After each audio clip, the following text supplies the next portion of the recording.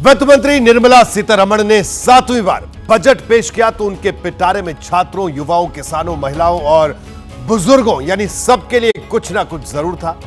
80 करोड़ लोगों से जुड़ी प्रधानमंत्री गरीब कल्याण योजना को भी 5 साल के लिए बढ़ा दिया गया, यानी मुफ्त राशन अभी भी मिलता रहेगा। लेकिन इस सब के बीच खटाखट वाली सियासत एक बार फिर शुरू हो गई। कांग्रेस ने कहा कि मोदी सरकार का यह बजट कांग्रेस के चुनावी घोषणा पत्र का कॉपी पेस्ट है।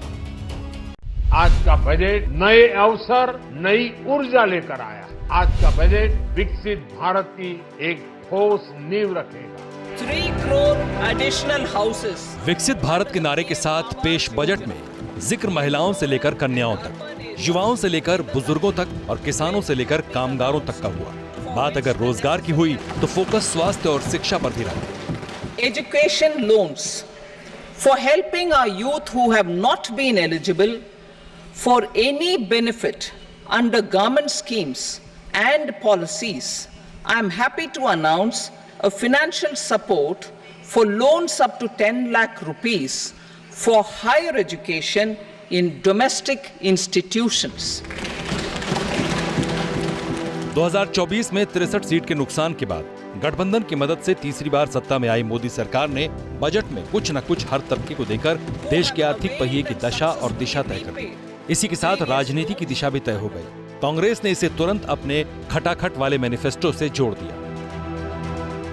वित्त मंत्री निर्मला सीतारमण ने कांग्रेस के चुनावी घोषणा पत्र को बड़ी तल्लीनता से और बड़े गौर से पढ़ा और उनका ये जो कुर्सी बचाओ बजट है, ये एक तरह से कॉपी पेस्ट हमारे जो प्रपोजल्स थे उस घोषणा पत्र में ऐसा प्रतीत होता है कि आने वाले दिनों में वो हमारे घोषणा पत्र की और भी अच्छी चीजों को उठाएंगी और इस देश को उसका लाभ पहुंचेगा। बजट में कांग्रेस को अपना एजेंडा नजर आ रहा है तो ममता को बजट गरीब विरोधी लग रहा है और उद्धव की पार्टी इसे तुष्टीकरण का बजट बता रही है। बजट तो पहले एक राज्य के लिए बनाया जाता था, गुजरात, अब और 2 राज्य उसमें जुड़ गए हैं और सरकार बचाने के लिए प्रधानमंत्री को ये करना जरूरी है।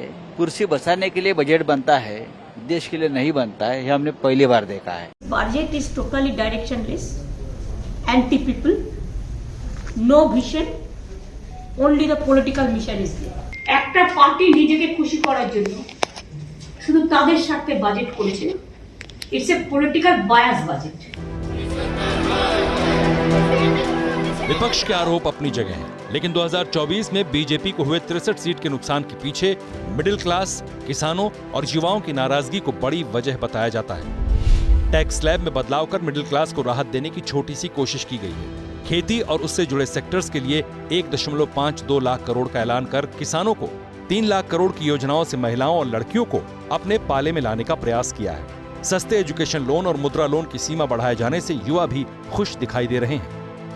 पढ़ने के लिए सुगमता की बात हो, चाहे रोजगार के लिए सुगमता की बात हो, दोनों में जो है सरकार ने काफी अच्छे प्रावधान दिए हैं। बहुत सारी इंटर्नशिप ऐसी होती है जो फ्री में करवा दी जाती है, लेकिन उस पे स्टाइपेंड भी देने का है। 10 में से कितने नंबर? 10 में से 9 नंबर। विशेष प्रकार से एक माहौल बनाया जा रहा था कि सरकार युवाओं को नजरअंदाज कर रही है, किन मानकों पर? रोजगार के मानकों पर। तो इस बार सरकार ने उसको जवाब दिया गया है। रोजगार का मतलब आप नौकरी ही नहीं है, आप उद्योग में बढ़ सकते हैं। सरकार ने उस पर भी आपकी मदद की।